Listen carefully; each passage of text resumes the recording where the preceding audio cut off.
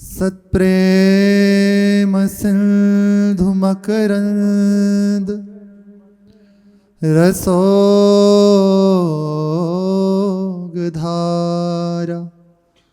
सारानजस्रमभितः स्रवदाश्रितेषु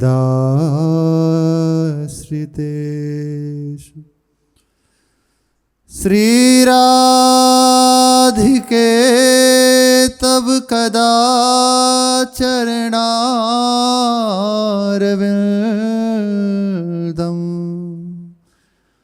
गोविंद जीवन धनम सिरसा वहामि। गोविंद जीवन धनम सिरसा वहामि। राधा राधा राधा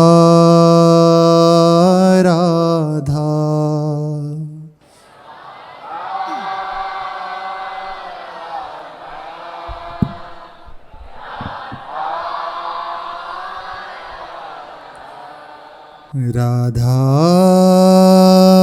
राधा राधा राधा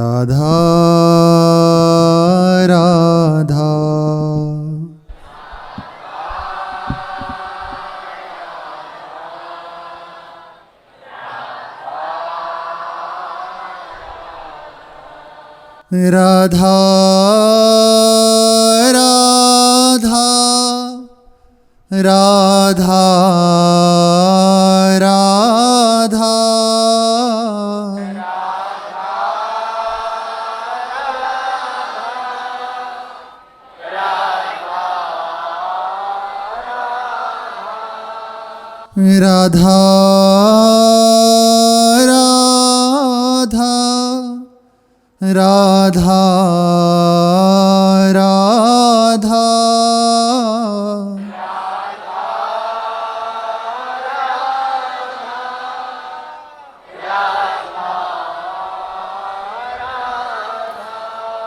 राधा राधा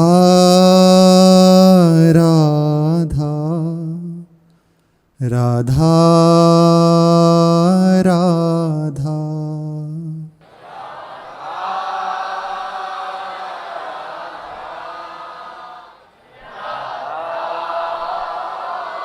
राधा श्री राधा वल्लभ लाल की।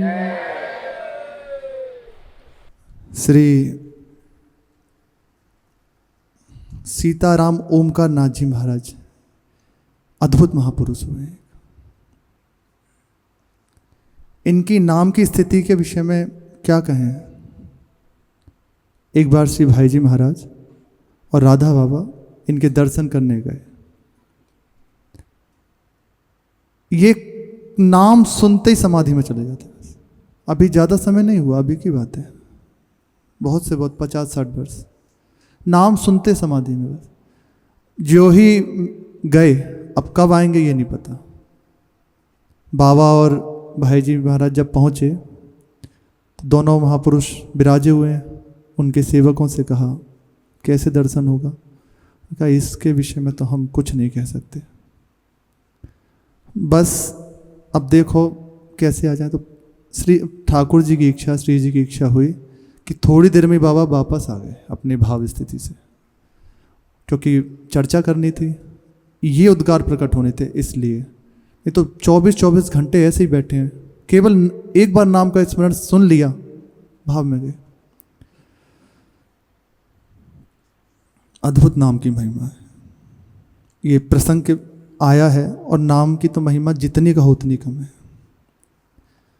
जिस समय जैसे भी किसी भी प्रकार से एक बार यदि नाम निकल जाए ना, एक बार, जैसे अपने सम बैठे हैं, एक बार बस कान में पड़ गया राधा, तो कहते हैं कमर कसली भगवत प्राप्ति की उसने, सारे पाप नष्ट हो गए। ये सब एक छोटी बात है उसके लिए, नाम के लिए। पर अब कहें कि आप कुछ तो देना पड़ेगा ना उपमा। तो बस इतना कहा जाता है कि जैसे ही कहा राधा, श्लोक है पूरा, उसने पूरी कमर कस ली भगवत प्राप्ति की।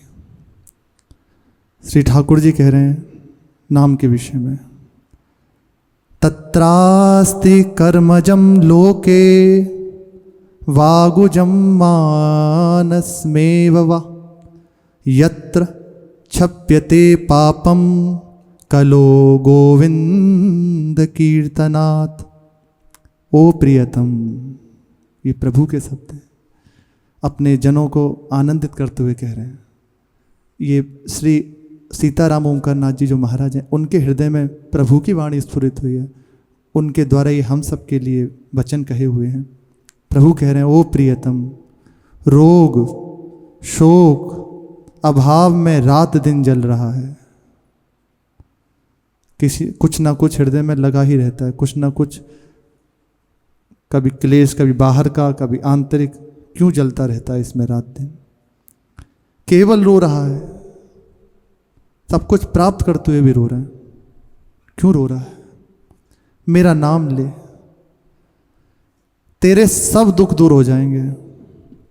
संशय मत कर, चाहे भक्ति है, श्रद्धा है या नहीं है, इसकी कोई परवाह मत कर। तू केवल नाम लेना शुरू कर दे। जितना बने, जब बने, जैसे बने, तू नाम लेना शुरू कर दे। बस अविराम नाम लेने से तू कृतार्थ हो जाएगा। मैं स्वयं तेरी रखवार करूंगा, तू बस नाम ले। संसार में ऐसा कोई मन वचन कर्म जनित पाप नहीं जो कलयुग में मेरे नाम कीर्तन से नष्ट न हो जाए। नाम ले, बस नाम ले। ये तो पाप की छोटी सी बात है। प्रभु के नाम के आभास मात्र से पाप नष्ट हो जाते हैं। ऐसे ही झमाई लेते हुए बोलते हैं ना, राधा खत्म, सब खत्म। अब उस आनंद की दशा को प्राप्त होने के लिए आपका कदम बढ़ गया। पूर्व में सुना ना कि कैसे प्रेमी जनों की प्रेम स्थिति होती है, तो एक पंक्ति का लाई थी, आपने सुना हो तो, प्रीति लगी तुव नाम की पल बिसरत नाही, नजर करो अब मेहर की कृपा। ऐसे पूरी पंक्ति थी। प्रीति लगी आपके, गुरुदेव ने कृपा करके जब चरणों में स्वीकार किया तो क्या देते हैं? कुछ उपदेश दिया और मंत्र दिया, अपना हृदय धन दे दिया, सब कुछ दे दिया। अब हमसे गलती क्या होती है, हम सोचते हैं कि ये तो मिल गया, ठीक है, अभी ऐसा क्या शॉर्टकट मारें इससे सीधे जल्दी पहुंचे। जीवन दे दिया, बस जितना बने उसमें महत्व कर लो, ज़्यादा भटकने की आवश्यकता नहीं है।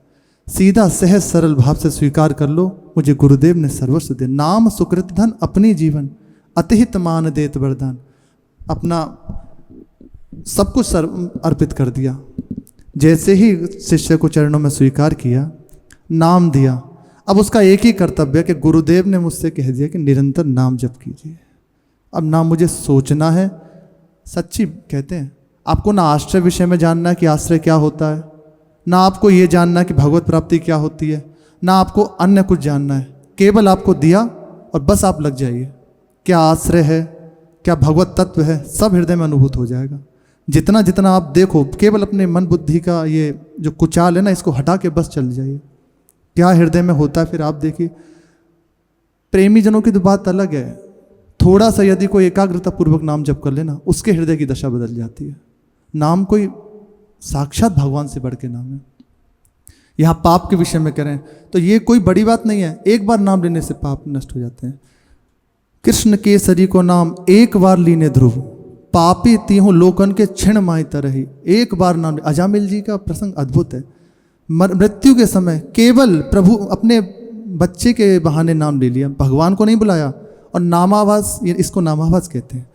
ऐसा प्रभाव के भगवान के दूत प्रकट हो गए, भगवान के जन सेवक प्रकट हो गए, यमदूत भाग गए सारे तत्काल काट कर। उनकी जो चर्चा हुई है ना कि तुम जानते नहीं प्रभु के नाम की क्या महिमा है, तुमने, इसने कैसे भी नाम ले लिया, इसने सारे कर्म कर लिए, सारे पुण्य कर लिए, इसलिए अब ये तुम्हारे बंधन का अधिकारी नहीं है। तुम किस धर्म की बात करते हो? वो पूरा प्रसंग बहुत विस्तार से है। केवल नामाभास की महिमा कि पाप कट जाना ये बड़ी बात नहीं है, पाप हो गए, पर इसके बहाने से कहा जाता है ये इसलिए है कि ऐसा कोई आचरण मत कीजिए जिससे आपका फिर से हृदय मलिन हो, फिर से आपका मार्ग रुके। बस ईमानदारी से चलते चले जाए। एक ही बस काम है, साधन नहीं करना, कुछ और नहीं करना, गुरुदेव ने जो दे दिया ईमानदारी से लग जाना है। ये नहीं कहा जाता कि आप इतना कीजिए, कभी महाराज जी ने ऐसा नहीं कहा। प्राय जो महापुरुषजन कहते होंगे वो शिष्य की योग्यता देख के, शिष्य की स्थिति देख के देते हैं, ऐसे ही नहीं कह देते। और निश्चित यदि गुरुदेव ने कह दिया कि तुम इतना कीजिए, एक छोटा सा प्रसंग की बात है, कुछ ही दिन पहले की बात है, ज़्यादा बहुत से बहुत 10-12 वर्ष हुए हैं। एक ग्रामीण थे, वो आके वृंदावन में किन्हीं महापुरुष के चरणों में आश्रित हुए, दीक्षा ले ली। अब श्री जी की इच्छा के मुख से निकल गया, तुम 6 करोड़ मंत्र राज का जप कीजिए। 6 करोड़ होता है, महापुरुष जन संख्या देते हैं जैसे भी उनका, हर जैसे इसमें सीधी बात है, जैसा शिष्य की स्थिति है ना उसके हिसाब से सब बात, महापुरुष जन अंदर की बात जानते हैं। तो कहा तुम 6 करोड़ मंत्र राज का जप कीजिए। वो भी इतने श्रद्धावान, प्रणाम करके कि जो आज्ञा कह के चले गए और जाकर लग गए। अब वो तो गए अपने घर वापस दीक्षा लेके, और जहाँ उनके हृदय में तत्काल आया, अरे ये हमसे क्या निकल गया, जो महापुरुष ने दीक्षा दी घर में रहता है, कैसे कर लेगा इतना जप। पर अंदर से ठाकुर से जी से प्रार्थना करी, प्रभु अब आपने कृपा करके निकाला है, अब आप ही उसका सहयोग कीजिए, बस इतना कहा। अब जैसी प्रभु की इच्छा, निकल गया तो बस अब तुम कर लो। 1 वर्ष हो गया उसे नाम जप करते हुए। 1 वर्ष के बाद जब वो वापस आया तो उन अपने गुरुदेव से कहा प्रणाम करके, तो उनने सीधा पूछा कि सब कुशल से तो है, प्रसन्न हो ना, कोई परेशानी तो नहीं तुम्हें? अच्छा जप हो रहा है? नहीं हो रहा। तो उन महापुरुष के पास जब वो उनके शिष्य आए तो उन्होंने कहा महाराज जी सीधी बात, इसीलिए एकदम सरल रहना चाहिए, सीधा सहज, जैसी स्थिति है बस कह दो, आपको परेशान नहीं होना पड़े, बस जो अंदर है ना सामने रख दो बस। सीधे जाके उसने कहा महाराज जी जिस समय दीक्षा लेती और पहले जो आनंद मुझे आता था ना नाम जप करने में, वो अभी नहीं आता और उतना हो भी नहीं पाता। सब परेशान करते हैं कि अरे बड़ा भगत बनता है, और अंदर से ऐसी रुचि भी नहीं होती है।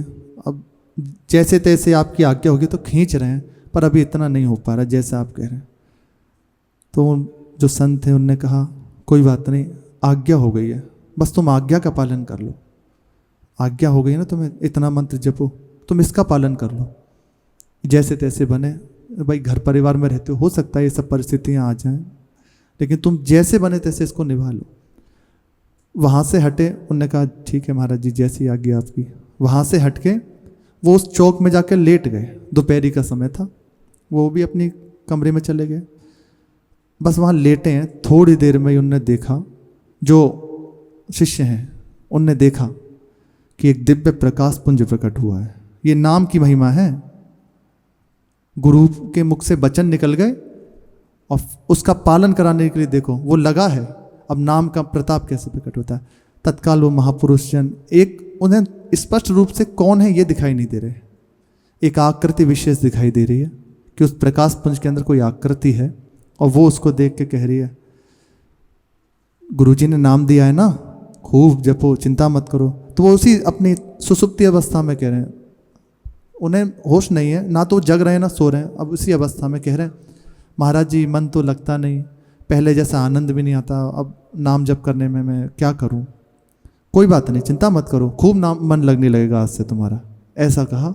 और खूब नाम जप करो, चिंता मत करो किसी विषय में, सब ठीक हो जाएगा। बस 3 बार कहा सब ठीक हो जाएगा, सब ठीक हो जाएगा, सब ठीक हो जाएगा। जो ही उठे और उठ के उन्होंने ये बात आके गुरुदेव को बताई कि महाराज जी अभी अभी थोड़ी देर पहले मुझे ये स्वप्न हुआ है। तो उन्होंने कहा यहाँ के जो महापुरुष हैं ना उनकी कृपा तुम पे हो गई, अब जाओ, अब कहीं तुम्हें विक्षेप नहीं होगा। 17 करोड़ 3 वर्ष में मंत्र जप हुए, जहाँ 1 वर्ष में पूर्ण नहीं हुआ था, 17 करोड़ 3 वर्ष में अभी वो विराजमान है। अब उनकी स्थिति तो वही जाने क्या है। इसलिए प्रभु का आश्रय, ये कोई बड़ी बात नहीं है कि ऐसा करने से, ये तो नामाभास से नष्ट हो जाता है। आपने जो ही गुरुदेव ने आज्ञा कर दी ना, सहज रूप से बस स्वीकार कर ली, गुरुदेव ने मुझे आज्ञा दी, बस मुझे चल देना है। अब ना बुद्धि लगाइए, कुछ मत सोचिए क्या आश्रय होता है, हमें नहीं जानना। बालक को जानना पड़ता है कि माँ संध्या के भोग में क्या देगी, आगे क्या देगी, उसको पता है ना, चिंता मत करो, बस आगे आगे आप बढ़ते चले जाओ, खुद ब खुद क्या स्थिति है, क्या आगे की रास्ता है वो खुद दिखाते चलेंगे। आपने मंत्र लिया, जैसे बने, उठते बैठते चलते फिरते जितना बने, बस लग जाओ ईमानदारी से। एक ही शब्द है यहाँ का इस मार्ग का, प्राय महाराज जी कहते हैं आप बस ईमानदार रहिए। ऐसा कीजिए ये नहीं, ईमानदार रहिए। आप जितना बस ईमानदार रहेंगे ना, आप खुद देख लेंगे। हमसे यही गलती हो जाती है, हम अपने में ईमानदार नहीं रहते। ईमानदार नहीं होते इसलिए बस हमें परेशान होना पड़ता है, इसीलिए भटकना पड़ता है। बस ईमानदार हो जाइए, जो समय प्रभु ने दिया है ना, ईमानदारी से उसमें उनमें लगा दीजिए। आगे तो वो करुणा कर ही रहे हैं। श्री सीतानाथ जी महाराज कह रहे हैं, ब्रह्मांडनी विनश्यति। देखो ये प्रभु के वचन हैं। देवा इंद्राद्यस्तथा कल्याण भक्ति युक्तश्च मद्भक्तो न प्रणश्यति।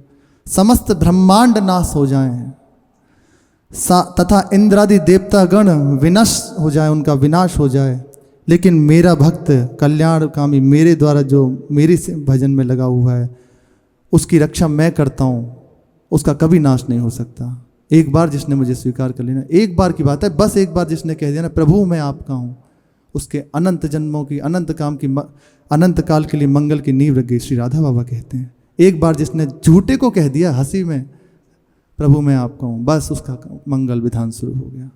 अब जीवन में जो भी परिस्थिति आती है ऊंची नीची, वो केवल उसको उठाने के लिए है। उसका नाश तो हो ही नहीं सकता, कोई नहीं कर सकता, स्वयं भगवान चाहे नहीं कर सकते। उसका महामंगल शुरू हो गया। अब जो भी परिस्थिति सामने आती है केवल उसके उठाने के लिए आते हैं। महापुरुषों के जीवन में ऐसा नाम का प्रभाव प्रकट होता है। एक श्री गोरखपुर के पास एक संत हुए,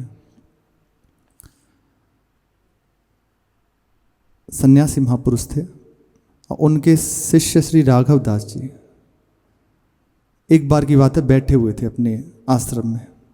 ये नाम की महिमा है, ये कोई आश्चर्य की बात नहीं है, अभी हम सबके संग में विराजमान है। बस दृष्टि हो तो हम देख पाएं, हम सबके साथ में रहते हुए यहीं की कह रहे हैं। 300 माला नाम जप की, उन्हें आनंद नहीं मिल रहा। 50 60 माला मंत्र की, सारी सेवा करते हुए 200 250 300 माला छोटे छोटे बच्चे हैं, उनके मिल रहा है ना उन्हें अंदर है ना नाम में प्रीति, तभी तो लग रहा है बस पकड़ लिया ना, नाम पकड़ता जा रहा है। उन्होंने नाम को पकड़ा जितना जितना, नाम पकड़ता जा रहा है मन को। अब अंदर बस चल रहा है, उठते बैठते दोपहर में सोते नहीं है बिल्कुल भी, थोड़ी देर सो लिए, थोड़ा प्रसाद पा लिए, बस लगे हैं अपने रातें। ये अनंत महिमा है नाम की। एक बार बस कूद पड़े तो बस लग जाइए, सब आ जाएगा। वास्तविक कहते हैं, गोस्वामी जी महाराज कहते हैं ना, विश्वास करिए सब आस परिहरिए ते दास दिन के हो ही रहे। जप नाम जप, विश्वास कर लो प्रभु के हैं हम, उनका नाम जप करो, सारा मंगल आपके हृदय में प्रकट हो जाएगा। निश्चिंत हो जाइए। उन महापुरुष के पास एक पहलवान जी आते थे। अब उस समय उनके रोम रोम से जप हो रहा था। अब देखो मुख से ही जप नहीं हो रहा, अंगूठा, पैर का अंगूठा ऐसे ऐसे इतनी तेज हिल रहा था, वो जप कर रहा है प्रणव का। तो उनने कहा पहलवान जी इसको रोक तो दो जरा, ये बहुत तीव्रता कर रहा है। पूरी सामर्थ्य लगा दी पहलवान जी ने, वो अंगूठे को नहीं रोक पाए, अब खुद भी उसके साथ हिलने लगे। प्रणव का जप हो रहा है। बोले तुम्हारा बल किसी काम का नहीं है इस मंत्र के बल के आगे। ऐसा स्थिति होती है, हम जितना लगेंगे ना पता चलेगा। ईमानदारी से बस लग जाइए। एक उपासक बता रहे थे, जो ही महाराज जी ने दीक्षा दी, अपने महाराज जी 7 दिन तक उन्हें ये नहीं पता, बस हर समय मंत्र छाया हुआ है मस्तक में। जब निज मंत्र दिया 1 हफ्ते तक बस मंत्र सर में छाया हुआ है। उठते बैठते चलते फिरते वो एक अभूत आनंद। ये गुरु कृपा है, अहेतु की गुरु कृपा। जिस समय गुरुदेव स्वीकार करते हैं ना, वास्तविक अपना सर्वस्व दे देते हैं। बस हमसे गलती यही हो जाती है, हम उनके संग धोखेबाजी कर देते हैं। जहाँ धोखेबाजी हुई ना, तो माया बस यही अवसर ढूंढती है कि कैसे इसको हटा दें, उनके लिए ईमानदार हो जाए। गलती होंगी, हम उनके हैं ना, पर प्रतिपल संभाल रहे हैं। इस विषय में नहीं विचार करना कि ऐसा क्यों, हम उनके हैं, वो संभाल रहे हैं। ईमानदारी से बस उनके लिए, उनने जो दे दिया ना, लग जाइए। आप देखना गुरुदेव आपको हृदय से बिना बुला के लगा लेंगे, आपको बुला के हृदय से लगाएंगे, पास में जाने की जरूरत नहीं है, हृदय से लगाएंगे खुद आके। ऐसा होता है, बिल्कुल होता है। बस विश्वास करके, तर्क वितर्क ना करें, विश्वास करके चल दें बस ईमानदारी से, ईमानदारी से, बस ईमानदारी से लग जाए। एक ही शब्द है, ईमानदारी से लग जाए। हम अपने लिए जितने ईमानदार हो जाएंगे ना, प्रभु की करुणा उतनी दिखने लगेगी। वो है, वो ऐसा नहीं कि हमारे कुछ करने से प्रकट होगी, हमें स्पष्ट रूप से अनुभव होने लगेगी कि हाँ उनकी करुणा है। श्री बाबा कह रहे हैं, अगम यद्वा अलभ्य लाभ मानिके निराश मत हो बैठना। आप सोचो ये तो अगम है, बड़ा दुर्लभ है, मैं कैसे प्राप्त कर सकता हूँ, इसको निराश मत होना, ये निराशा मत लेना। उपासक के जीवन में कुछ भी परिस्थिति हो जाए, कभी निराशा नहीं आनी चाहिए। उसके हृदय में उत्साह बढ़ता ही रहना चाहिए कि ठीक है, कोई बात नहीं, गिर गए, अब फिर आगे बढ़ेंगे। कभी निराशा नहीं, दृढ़ भरोसा प्रभु के चरणों का और उनके प्रदत्त उपासना में पूर्ण अपनी आसक्ति। कभी कोई नहीं गिरा सकता, कभी निराशा नहीं होना चाहिए, निराश मत होना। श्री सद्गुरुदेव के अनुग्रह बल पे पूर्ण विश्वास करके। हर महापुरुष मुक्त कंठ से गाता है अपने गुरु की महिमा। उसके हृदय में जिस समय जागृत होता है ना वो करुणा कृपा का प्रसाद, तो बस एक ही शब्द कहता है, गुरु कृपा से सब कुछ पा लिया। जितना जितना अनुभव करते जाएं, देखें हम अपने हृदय को, बस एक ही शब्द दिखाई दे, गुरु कृपा ही केवल, दूसरा कोई शब्द नहीं दिखेगा। गुरु कृपा के बल पे पूर्ण विश्वास करके और प्रतिपल संभाल रहे हैं, वास्तविक संभाल रहे हैं, दोनों बाहुएं लगा के संभाल रहे हैं। कहीं त्रुटि होती है, बस दृष्टि बक इसलिए होती है कि तुम ना भटको, उनका दुलार है ये। कभी कभी डांट देना तो समझ लो वो नष्ट हो गया, अब वो तुम्हें गिरा नहीं सकता। डांट दिया ना, दुष्ट कहीं का, कहते हैं ऐसा और ऐसे चलता है, वो बस बचा लिया तुम्हें। जो वृत्ति, जो अपराध बनाना, जो नष्ट करता आगे, उसको बचा लिया, सभा में डांट के खत्म कर दिया एक क्षण में, अपार करुणा में। भगवान से बढ़ के हैं, भगवान रुष्ट हो जाते हैं, नहीं चल भोग, गुरुदेव रुष्ट नहीं हो सकते। भले दिखाई दे रहा है कि एकदम अरे क्या हो, लेकिन नहीं, उनका उस समय अति दुलार प्रकट हो रहा है तुम्हें बचाने के लिए।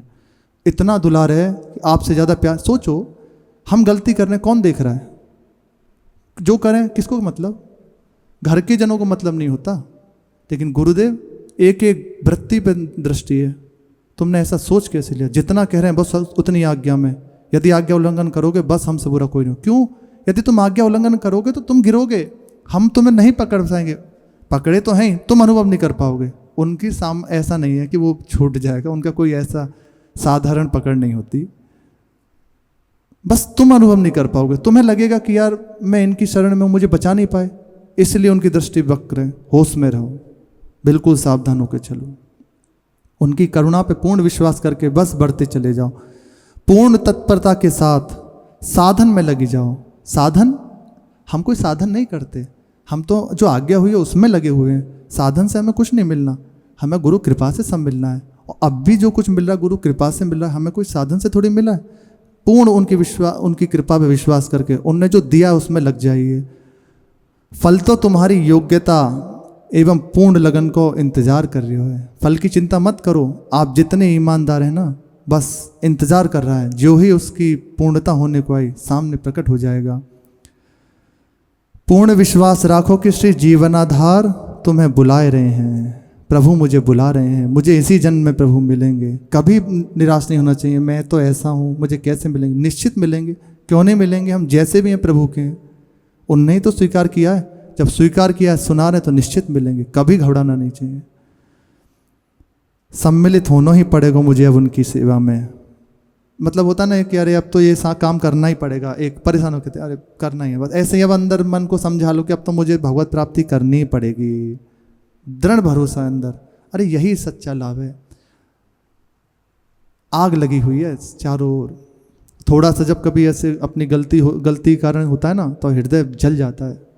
यदि गुरु कृपा की शीतल किरण ना हृदय में होना, जल के राख हो जाए। चारों ओर आग लगी हुई है। अब सोचो उस घर के जन की क्या स्थिति है। छोटे छोटे बच्चे हैं, घर परिवार में उसको कमाने जाना है, फुर्सत है नहीं। सुबह शाम की कलेश, बाहर जहाँ नौकरी करता है, पेशा करता है, वहाँ की कलेश, घर में आके तो कलेश। क्या उसके हृदय की दशा है? प्रभु के चरणों का ऐसा दृढ़ भरोसा है नहीं कि बस बैठ गए, अब जो होगा प्रभु के द्वारा। क्या उसके हृदय की दशा? और अपने जन कृपा देखो प्रभु की, ऐसा नहीं, पर देखो स्पष्ट रूप से कैसा हृदय बिना किसी प्रयास के शीतल है। अहेतु की करुणा ही तो, ये केवल गुरु कृपा। आप बैठे रहिए, सब कुछ प्राप्त हो जाएगा। बस भरोसा कर लीजिए, और उसका स्वरूप है। जैसे जैसे हृदय में भरोसा बढ़ने लगेगा ना, आपसे चूक नहीं होगी। आपका हृदय में साधन जागृत होने लग जाएगा, भजन करने की निरंतर रुचि बढ़ने लग जाएगी। बस एक क्षण भजन न छूटे, ये बात हृदय में आने लगेगी। प्रभु का चिंतन, प्रभु का नाम छाने लगेगा हृदय में। ये इसका फल है। आप विश्वास करें तो क्या, अब बताओ क्या करेंगे? हमें अपना समय पूर्ण करना है, बस प्रभु का नाम, प्रभु का चिंतन। बस निश्चित गुरुदेव बाहर नहीं मिलेंगे, अंदर ही दिखने लग जाएंगे। हर समय मानस पटल पर छाए हुए गुरुदेव मुझे संभाल रहे हैं, यहाँ दिखाई देंगे गुरुदेव। जो उपासक हैं उनको अनुभव होता है, यहाँ बैठे हुए गुरुदेव। जरा सी वृत्ति बिगड़ी ना, तत्काल एकदम वक्र दृष्टि से देखते हुए, बाहर से नहीं अंदर से दिखाई देते हैं। सावधान, कहाँ जा रहे हो, क्यों जा रहे हो? बस ईमानदारी से लग जाए। एक ही शब्द है, ईमानदारी से लग जाए।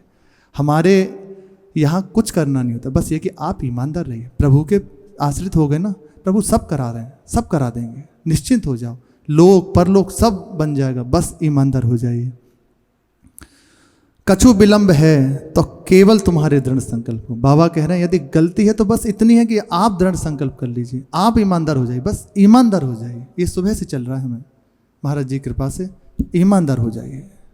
जितने आप ईमानदार हो जाएंगे, आपको कुछ नहीं करना पड़ेगा। बस जो हुआ छोड़िए, जो होगा उसके लिए छोड़िए। आज ये क्षण हमारा ईमानदारी में प्रभु के लिए बीत जाए, यही है बस, और कुछ नहीं है। वास्तविक ईमानदारी तो इसी में अनुभव होने लगता है कितनी करुणा है। बैठे बैठे सहज आनंद हृदय में, बिना किसी प्रयास के। अब चल रहे हैं पद, और अब मानस पटल पे जितनी बन रही है छाई हुई है कृपा से ही तो, इसलिए ईमानदार हो जाए, दूसरा बात नहीं है।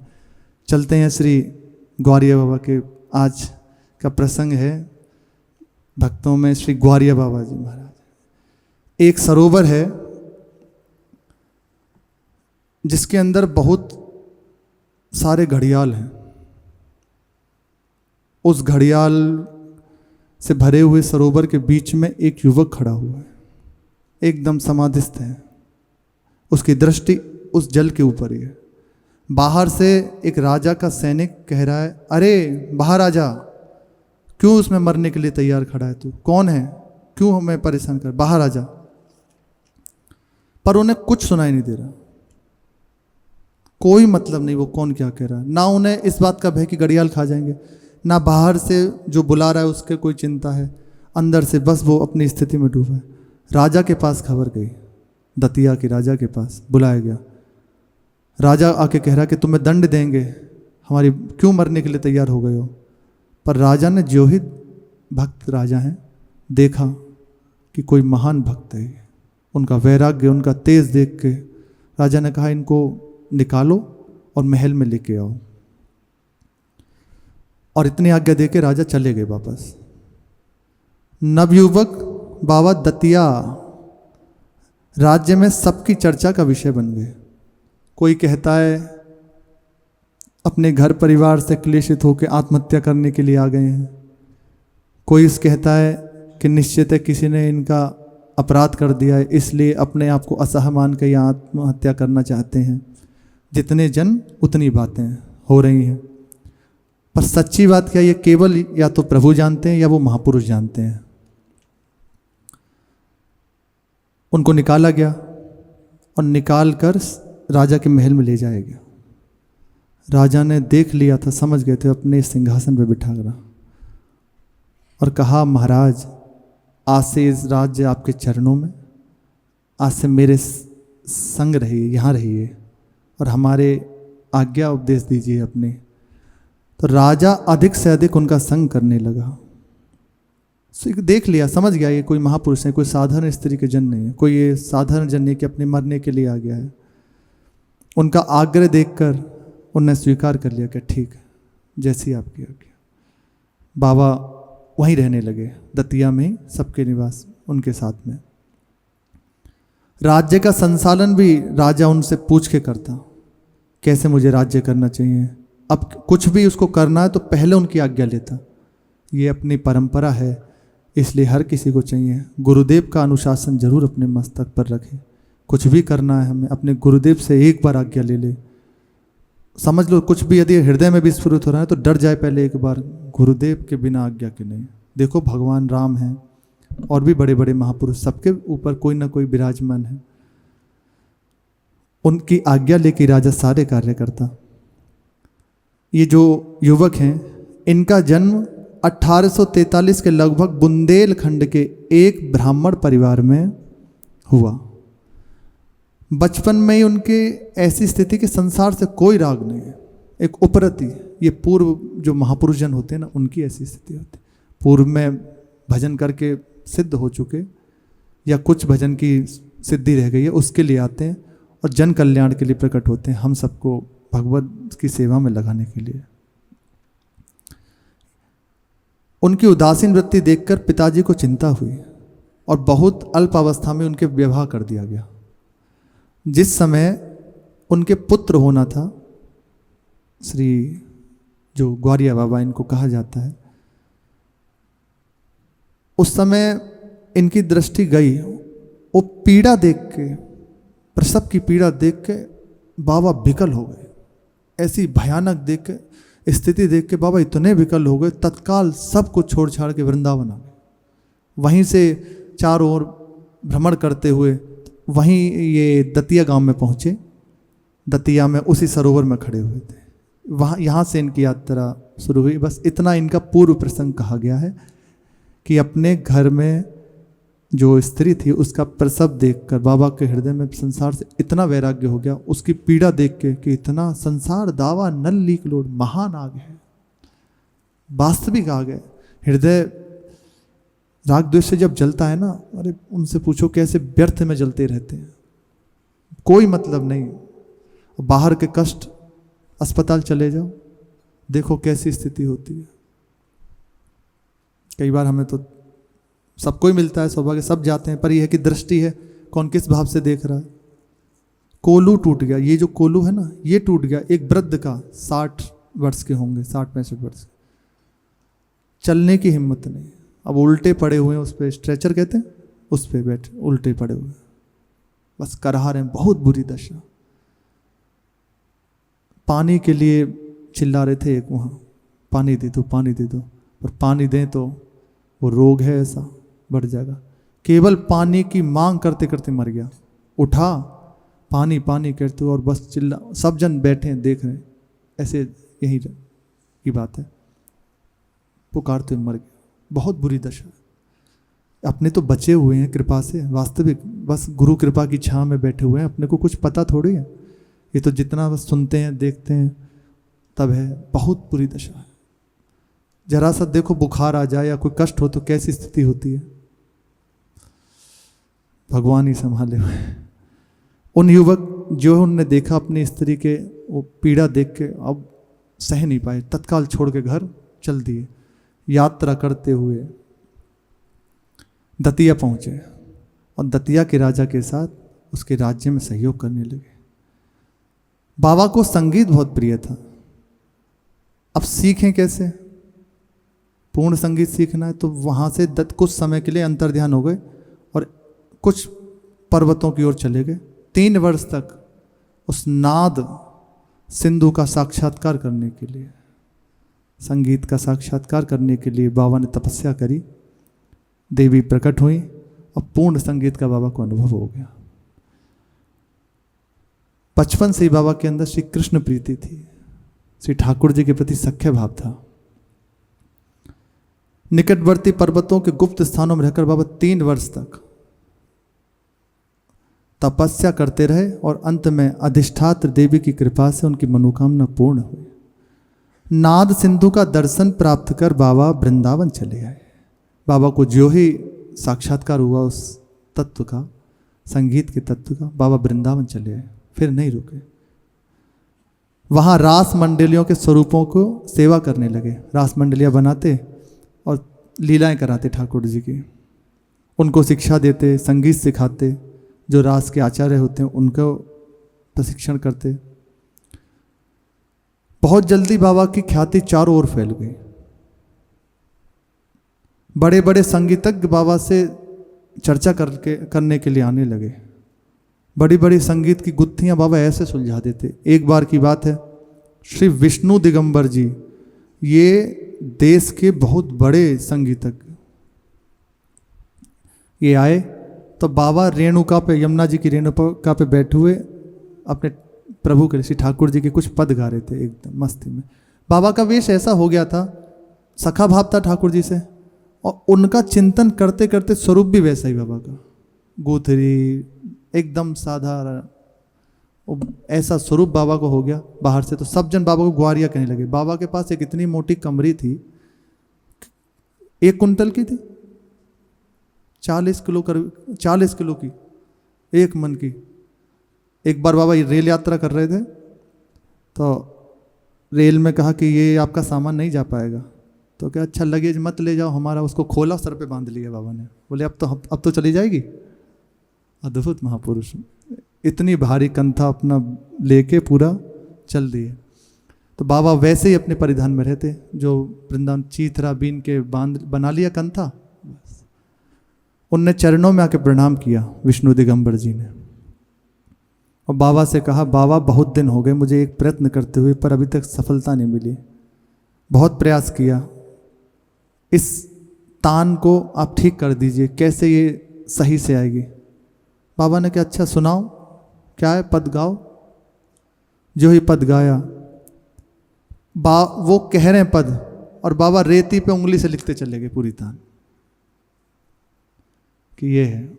ये देख के उनके हृदय में अत्यंत आश्चर्य हुआ और बाबा के चरणों में प्रणाम किया। बाबा, मैं समझ गया कि कहाँ त्रुटि थी। संगीत बाबा के दैनिक जीवन का मुख्य अंग था नहीं था। उनकी मुख्य बात थी, बस मैं कब भर नेत्र उनको देखूं। इतने दिन हो गए उनसे आज तक नहीं मिले, इतनी निष्ठुरता। अब बाबा का हृदय बस सब कुछ करते, ये अत्यंत आवश्यक है। आप कर रहे हैं, आपके हृदय में ये होनी ही चाहिए। मैं जिनका हूं, जिनके लिए आया हूं, मेरे हृदय में वो बात तो आए, मैं उनको भरने तो देखूं तो सही। देखो, प्राय चर्चा आ जाती है, सुबह भी संध्या में भी श्री जी देते हैं। क्यों? ये अंदर आनी ही चाहिए। जितनी ये बात दृढ़ होती चली जाएगी ना, उतनी अन्य कामनाएं हटती चली जाएंगी, आपके स्वरूप दिखने लगेगा, आपके अंदर दिव्यता दिखने। अंदर बस एक ही बात आनी चाहिए, मैं प्रिया प्रीतम का हूं, मैं एक बार भर नेत्र देख लूं। आगे क्या होगा वो सब आगे की बात है, एक बार बस भर नेत्र देख लो। नैनन नैना तरफे मीन ज्यों युगपल छवि भी, एक एक पल युग के समान बीतने लगे, मैं एक बार देख लूं। ये उसका उपासक के जीवन में ये होता ही होता है। यदि ये नहीं है तो समझ लो अभी ठीक नहीं है, आपको भटकना पड़ेगा। आप मनोरंजन कर रहे हैं, अगर ये बात नहीं है ना तो केवल मनोरंजन हो रहा है, खा पी के आनंद में। ये जीवन नहीं है। संसारी जन भी इसमें लगे हैं, पशु पक्षी भी इसमें लगे हैं। इस जीवन की सार बात है, हृदय में ये आग लगे, जिसके लिए गा रहे हैं, बजा रहे हैं, जिसके लिए सुन रहे हैं, जिसके लिए सेवा कर रहे हैं, वो उनको एक बार तो देखूं भरने कैसे हैं। एक बार महाराज जी सत्संग में कह रहे थे, जिस समय आपके हृदय में ये बात लगेगी ना कि मैं एक बार भर नेत्र देख लूं, तो निश्चित मानना हम मने करेंगे ना कि नहीं, प्रकट रूप में दर्शन की कोई आवश्यकता नहीं है, तब भी आप नहीं मानोगे, क्योंकि अंदर वो आग है ना, दिखाई देगा, बस मुझे एक बार में भरने दो, चैन नहीं लेने देगी। उठते बैठते चलते फिरते बस सब कुछ करते, ये बात अंदर रहेगी रहेगी, मैं एक बार देख लूं। बिनु देखे रघुनाथ पद जिये की जननी ना जाए। इसी में तो खिन्नता होती है, ये खिन्नता उपासक के अंदर होती है। किसी बात को लेके वो क्लेशित नहीं रहता, ऐसा कह दिया वैसा कह दिया, वो तो सब मार्ग है, सब मान अपमान निंदा स्तुति होती रहती है, बड़ा आगे। उसके हृदय में जो खिन्नता होती है, एक उदासीनता होती है, बस इसी बात की होती है, कब मैं भर नेत्र देखूंगा। जिनके लिए मेरा जीवन है उनको एक बार तो देख लूं। गुरुदेव यही चाहते हैं। गुरुदेव की प्रसन्नता का हेतु हम सबके हृदय में होता है कि गुरु को प्रसन्न कैसे करें। तुम बस अपने आप को ईमानदारी से उनमें लगा दो, आ जाएंगे वो। इसके लिए एक ही शब्द, ईमानदारी से लग जाओ। वो हैं, हर समय देख रहे हैं। आपकी तरफ से बाबा कह रहे हैं ना कि ढिलाई बस तुम्हारी ओर से दृढ़ संकल्प की हुई है। जहां दृढ़ संकल्प बना तो निश्चित वो सामने है। जितना हमारे हृदय में ये बात आती चली जाती तो हम खुद ही देखते हैं कि हम हर चीज से हटते चले जा रहे हैं। तभी तक ये सब परेशानियां हैं, जब तक ये बात पूर्ण रूप से नहीं आ रही। नारायण हरि मिलन में ये पांचों ना सुहाग, विषय भोग निद्रा हंसी जगत प्रीति बहु बात। देखन को नैना तपे बचन सुनन को कान, मिलवे को हिय रात पे जिए के जीवन प्राण। ये बात हृदय में निश्चित आनी ही चाहिए। हर सब कुछ करते ये बात जीवन में होनी ही चाहिए। गुरु कृपा, आचार्य कृपा, इष्ट कृपा, नाम, सब की बात है। ये बात हृदय में दृढ़ता से हमारे अंदर आ जाए। गोवर्धन वासी सांवरे ब्रजराज लड़े ते लाडिले, तुम बिन जियो न जाए। अब आपके बिना जिया नहीं जाता, ये बात आनी चाहिए। बिना इस बात के जीवन नहीं है। इस बात के बिना क्या जीना। देखो कोई उद्देश्य नहीं और ऐसे भटकना क्या फायदा। एक बार तो हृदय में दृढ़ता से बात है, बस बिना देखे अब चैन नहीं मिले, बिना आपको देखे नहीं रहेंगे। आपके लिए आए हैं ना, गुरु के रूप में वही है, पर उनका साक्षात्कार तो हो। और ये बस सार बात है, आप जितने ईमानदारी से लग जाते आपके ऊपर निर्भर। आप रास्ता मत दीजिए, बस झोंक दीजिए अपने आप को, जितना प्रयास हो सकता है। प्रभु ये नहीं कहते बार बार ये बात है कि इतना करो, ईमानदारी से बस लग जाओ, झोंक दीजिए बस जितना आपके पास सामर्थ्य ना, ईमानदारी से डालो। खुद ब खुद वो क्या है वो समझ में आ जाएगी। उनको नहीं चाहिए, कुछ नहीं चाहिए। अपार करुणा में उनको क्या चाहिए। अपने जन, हम आज सुबह कह रहे थे ना महाराज जी, हम क्या सेवा उनकी करेंगे। सेवा तो वो करते हैं, बस अंदर बस अब उनके बिना जिया ना जाए। जहाँ ये बात हृदय में लगी, अब कुछ दुर्लभ नहीं रहता। बाबा जिनका चिंतन करते हैं, जिनके लिए जीते हैं, अब हृदय में यही लग रही है कि इतने दिन हो गए बिना देखे, एक बार तो सामने आए। आगे की चर्चा करते हैं, शेष चर्चा आगे। श्री राधा वल्लभ लाल की जय।